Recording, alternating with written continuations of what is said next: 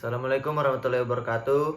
Di sini kami akan mempresentasikan laporan kami tentang upaya pengelolaan lingkungan di sektor hulu migas yang dilaksanakan secara terintegrasi pada seluruh rangkaian kegiatan investasi. Sebelum itu, kami akan memperkenalkan diri kami masing-masing. Saya Alben Ramadhani dengan NIM 2101015.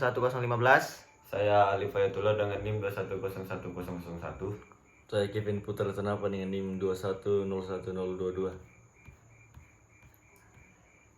Kata pengantar, puji syukur kita panjatkan kehadiran Allah SWT yang telah memberikan rahmat dan hidayahnya, sehingga saya dapat menyelesaikan tugas yang berjudul Laporan Upaya Pengelolaan Lingkungan di Sektor Hulu Migas yang dilaksanakan secara integrasi pada seluruh rangkaian kegiatan investasi ini tepat pada waktunya. Adapun tujuan dari penulisan dari laporan ini adalah untuk memenuhi tugas pada mata kuliah Teknik Lingkungan. Selain itu, laporan ini juga bertujuan untuk menambah wawasan tentang upaya pengelolaan lingkungan di sektor hulu migas yang dilaksanakan secara terintegrasi pada seluruh rangkaian kegiatan investasi. Terlebih dahulu kami mengucapkan terima kasih kepada Ibu Risna STMSI selaku dosen Teknik Lingkungan yang telah memberikan tugas ini sehingga dapat menambah pengetahuan dan wawasan sesuai dengan bidang studi yang kami tekunin ini. Kami juga mengucapkan terima kasih kepada semua pihak yang tidak dapat saya sebutkan semua. Terima kasih atas bantuannya sehingga kami dapat menyelesaikan tugas ini. Abstrak. Kegiatan usaha hulu minyak dan gas bumi migas terdiri atas dua aktivitas utama, yaitu pencarian cadangan migas, eksplorasi, dan pengangkatan migas ke permukaan bumi produksi. Pengoboran merupakan aktivitas ini pada tahapan eksplorasi dan produksi. Pengoboran ini memiliki tingkat kesulitan yang tinggi karena kedalaman sumur bisa berkisar 500 sampai 3000 meter atau bahkan lebih dari itu. Di sisi lain, hulu migas berkaitan erat dengan masyarakat dan lingkungan di sekitarnya. Disukai atau tidak, interaksi antara industri hulu migas dengan lingkungan mesti terjadi. Meskipun industri hulu migas hanya membuka lahan terbatas untuk tapak sumurang lokasi tempat beberapa kepala sumur berada dan untuk fasilitas produksi. Tidak dibuka lahan dengan area yang luas. Kebutuhan lahan untuk membangun fasilitas produksi dan jaringan pipa memang tidak sedikit, tetapi tata letak ruangnya tidak memerlukan area terbuka yang besar. Keberadaan kawasan konservasi akan sangat dipertimbangkan dalam rancangan pembangunan fasilitas migas. Aspek perlindungan lingkungan memang menjadi salah satu perhatian utama industri hulu migas. SKK Migas sebagai lembaga negara yang mendapat mandat melaksanakan kegiatan usaha hulu migas melalui fungsi pengawasan dan pengendalian memiliki satu bagian yang mengawasi perlindungan lingkungan dalam operasi hulu migas sejak tahap eksplorasi hingga produksi. Pengawasan yang dilakukan untuk memastikan kegiatan pengelolaan lingkungan oleh perusahaan migas sebagai kontraktor kontrak kerja sama kontraktor KKS memperlancar kegiatan operasi dan menaati semua peraturan yang berlaku. Pengawasan dilakukan semenjak penyusunan rencana kerja dan anggaran hingga tahap pelaksanaan di lapangan. SKK Migas mewajibkan kontraktor KKS melakukan kajian awal saat akan mengoperasikan sebuah wilayah kerja melalui penyusunan Environmental Baseline Assessment (IBA). Studi IBA yang baik akan menginformasikan daya dukung dan imitasi lingkungan permukaan untuk kegiatan eksplorasi dan produksi migas. Upaya melindungi lingkungan tidak hanya dilakukan saat operasi masih aktif, tetapi juga setelah lapangan tidak berproduksi. Kontraktor KKS diwajibkan mencadangkan dan restorasi rehabilitas wilayah kerja, abandonment and site restoration. Bab 1. Pendahuluan. 1. Latar belakang. Perlindungan lingkungan memang menjadi salah satu isu yang menjadi perhatian utama dalam industri hulu migas. Tata kelola yang buruk dalam proses eksplorasi dan produksi tidak hanya menyebabkan kerugian finansial, tetapi juga akan merusak lingkungan sekitar. Untungnya sektor hulu migas sepenuhnya dikontrol oleh negara. Seluruh pelaksanaan kegiatan pengelolaan lingkungan hidup dalam kegiatan usaha hulu migas diawasi oleh Satuan Kerja Khusus Pelaksana Kegiatan Usaha Hulu Minyak dan Gas Bumi atau SKK Migas sejak tahap eksplorasi hingga produksi, mulai waktu menyusun rencana kerja dan anggaran, work program and budget WPNB, hingga tahap pelaksanaan di lapangan. SKK Migas selalu mengawasi kontraktor kontrak kerja sama atau kontraktor KKS SKK Migas juga mewajibkan kontraktor KKS melakukan kajian awal saat akan mengoperasikan sebuah wilayah kerja melalui penyusunan zona lingkungan awal (Environmental Baseline Assessment (EBA). Kegiatan hulu minyak dan gas bumi adalah sektor usaha yang padat modal dan penuh risiko. Tidak jarang banyak investor yang merugi setelah berinvestasi besar melakukan pemboran, eksplorasi, dan eksploitasi. Risiko tersebut telah diakui oleh pemerintah melalui kebijakan melakukan penawaran wilayah kerja kepada calon mitra atau investor yang memiliki modal yang besar.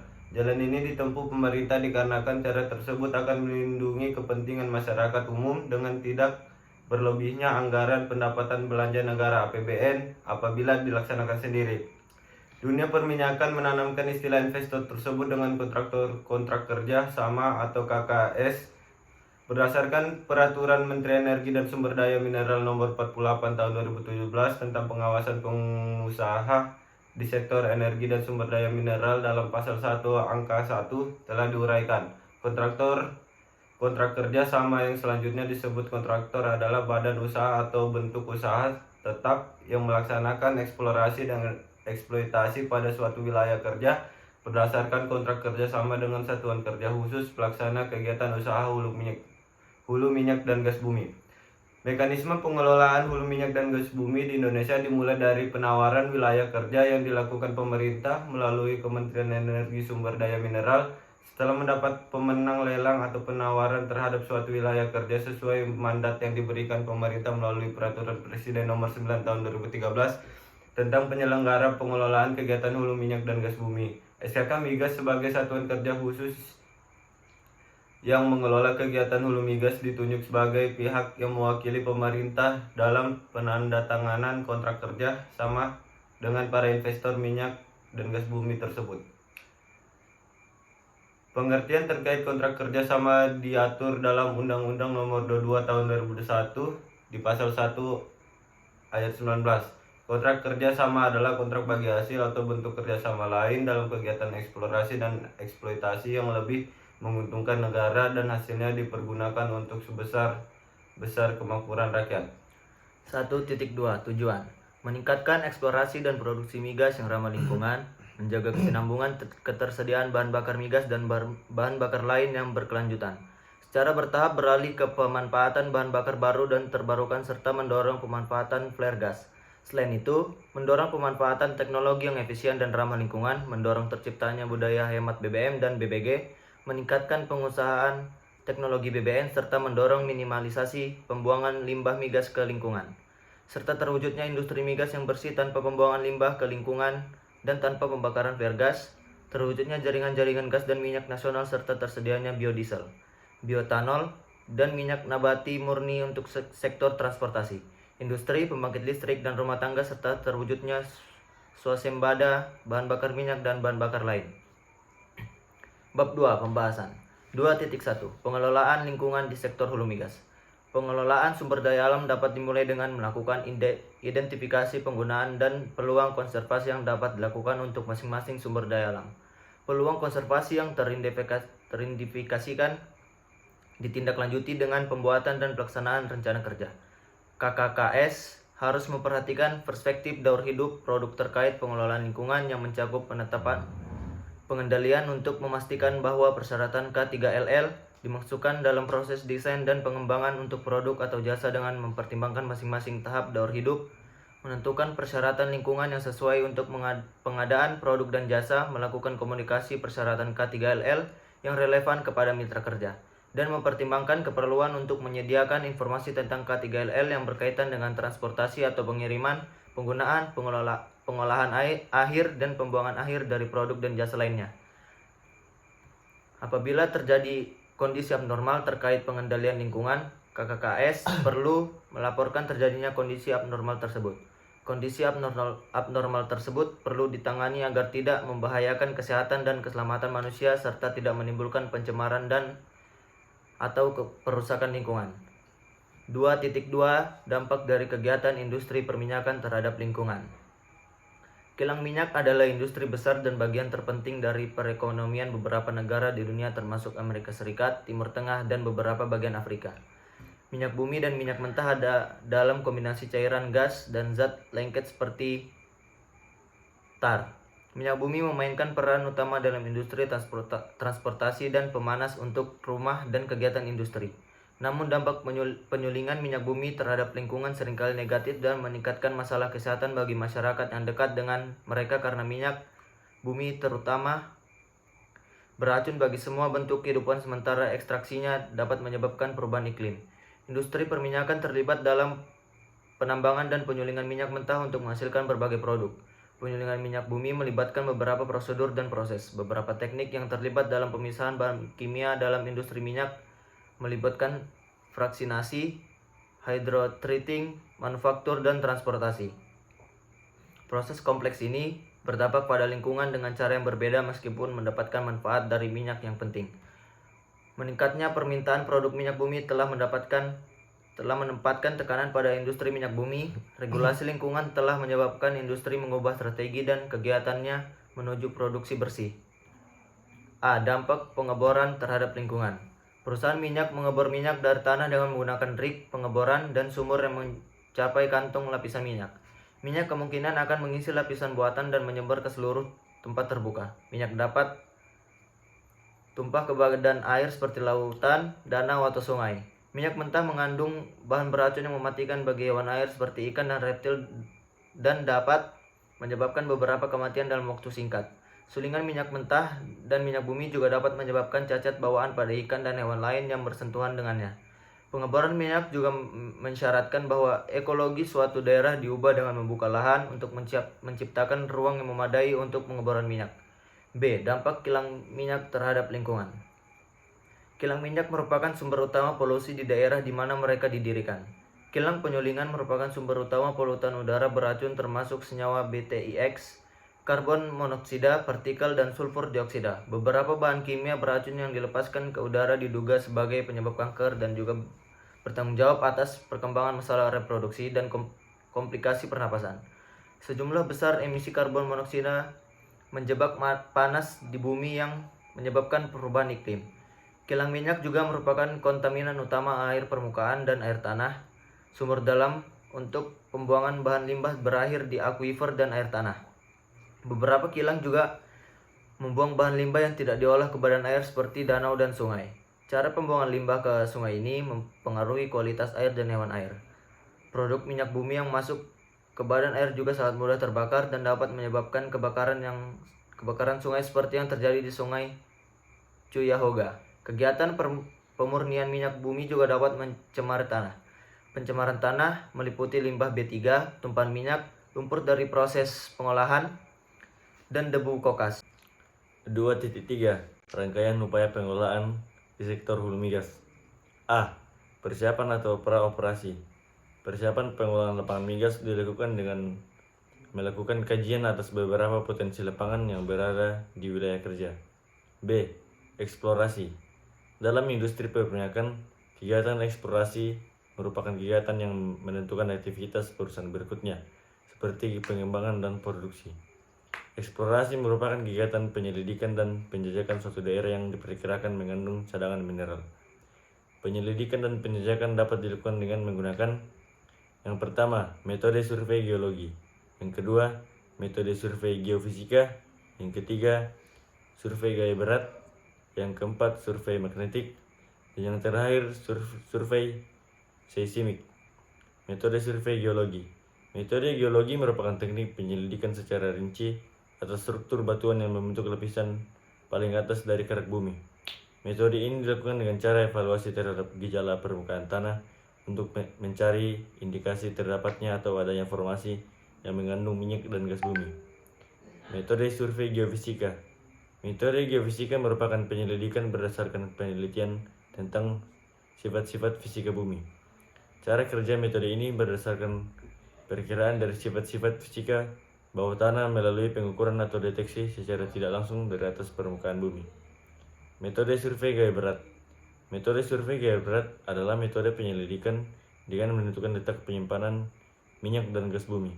Dalam survei gaya berat, komponen garam merupakan indikasi utama adanya kandungan minyak dan gas bumi. Metode survei magnetik. Metode magnetik merupakan metode yang paling tua. Metode ini berguna untuk mengetahui kedalaman dan konfigurasi batuan dasar atau basement. Metode survei seismik. Metode survei seismik merupakan salah satu metode geofisika yang digunakan untuk operasi di daratan maupun di lepas pantai.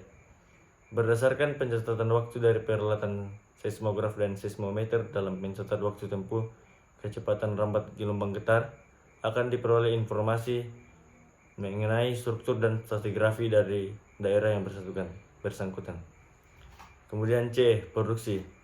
Suatu lapangan minyak pada tingkat produksi pertama, sumur-sumur tersebut pada umumnya tidak diproduksi dengan kapasitas maksimum. Tingkat produksi maksimum suatu sumur disebut maksimum efficient rate atau MER. MER dihitung sedemikian rupa untuk memungkinkan suatu lapangan dapat mencapai produksi optimal selama masa perolehan pertama atau primary recovery. Besarnya pengambilan suatu cadangan tergantung pada kondisi alaminya dan perencanaan serta pengendalian operasi produksi. Untuk mencapai produksi optimal memerlukan pengembangan dan program-program operasi berdasarkan pada pengetahuan mengenai sifat-sifat cadangan dan distribusi cairan dalam formasi batuan. Kondisi ini tidak hanya pada keseimbangan aslinya tetapi juga pada komunitas perubahan akibat pengambilan minyak dan gas. Adapun program atau metode perolehan produksi minyak bumi ada 3 tahap, yaitu yang pertama, perolehan produksi pertama atau primary recovery. Primary recovery production adalah di mana volume minyak bumi yang dapat diproduksi secara komersial pada tingkat harga dan biaya yang berlaku dengan menggunakan metode konvensional dan ditunjang dengan peralatan secukupnya untuk mengatasi sifat-sifat energi yang ada di dalam cadangan tersebut. Dan yang kedua, perolehan produksi kedua atau secondary recovery. Jumlah minyak mentah yang dapat diambil secara komersial pada tingkat biaya dan harga yang berlaku dengan penambahan tingkat produksi yang dilakukan dengan cara pemulihan tenaga dorong cadangan dengan menggunakan peralatan dari luar disebut cara produksi kedua atau secondary recovery. Dan yang ketiga, perolehan produksi ketiga atau tertiary recovery. Walaupun operasi produksi dengan cara perolehan pertama dan kedua telah dilakukan secara baik, namun tingkat pengambilan terhadap OOIP adalah kecil karena pada fase perolehan pertama dan kedua masih meninggalkan 2/3 minyak mentah dalam cadangan. Cara perolehan ketiga ini disebut enhanced oil recovery atau EOR. Dan operasi EOR ada 3 jenis proses, yaitu yang pertama, proses pemanasan atau thermal process injeksi uap atau steam injection, pembakaran udara di tempat atau air combustion. Dan yang kedua, proses pencampuran atau miscible process. Dan yang ketiga, proses kimiawi atau chemical process. Yang pertama A, polymer flooding, B, surfactant, C, alkaline water flooding. Karena cara EOR ini membutuhkan biaya yang sangat tinggi dengan risiko ekonomi yang besar, maka sebelum menentukan cara apa yang digunakan terlebih dahulu dilakukan perbandingan untuk menentukan cara yang paling menguntungkan dengan berbagai macam kondisi perekonomian yang berlaku. Pada prinsipnya dari beberapa cara di atas harus diambil cara yang dapat memperoleh tambahan minyak terbesar dan paling ekonomis. D. Post produksi atau pasca produksi. Kegiatan pasca operasi pada kegiatan usaha hulu migas adalah rangkaian kegiatan pembongkaran peralatan, instalasi, dan atau fasilitas penunjang termasuk penutupan sumur secara permanen, pemulihan lokasi, dan penanganan pelepasan atau penghapusan peralatan, instalasi, dan atau fasilitas dalam kegiatan usaha hulu yang dilaksanakan sebelum atau pada saat berakhirnya kontrak kerjasama. Dana kegiatan pasca operasi adalah akumulasi dana yang dicadangkan dan atau disetorkan oleh kontraktor untuk melaksanakan kegiatan pasca operasi. Sedangkan biaya kegiatan pasca operasi adalah dana kegiatan pasca operasi yang dikeluarkan untuk melaksanakan kegiatan pasca operasi. Dan bab ketiga itu penutup. 3.1 Kesimpulan. Melalui AMDAL merupakan salah satu cara pengendalian dan pencegahan yang efektif dampak negatif yang sering ditimbulkan oleh proyek pembangunan dapat diminimalisir dengan AMDAL. Selain AMDAL sebagai instrumen untuk administrasi lingkungan dan secara substansif harus juga memiliki dokumen-dokumen studi kelayakan lingkungan berupa KANDAL, ANDAL, RKL, dan RPL. Adapun dokumen terkait itu sebagai upaya-upaya untuk mengendalikan dan mencegah dampak penting lingkungan yang timbul sebagai akibat dari rencana usaha atau kegiatan. 3.2 Saran. Sekiranya dalam kerusakan lingkungan ini adalah masalah kita bersama. Untuk itu selaku insan manusia yang bertanggung jawab dapat dan memegang teguh konsep keseimbangan alam, maka sudah sepantasnya kita menjaga dan merawat lingkungan, mulai dari lingkungan tempat tinggal kita sehingga nantinya akan tercipta lingkungan yang sehat. Sekian dari presentasi kelompok kami. Assalamualaikum warahmatullahi wabarakatuh.